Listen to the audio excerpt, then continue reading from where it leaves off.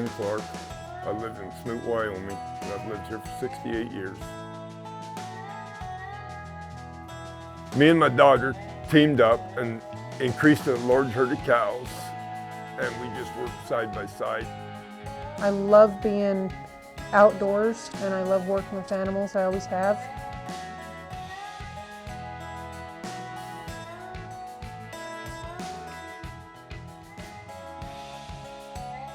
My hopes for moving forward in future generations is that they realize that they're not making more ground, and we need to preserve the ag ground we do have. But my fear is that that's never going to happen.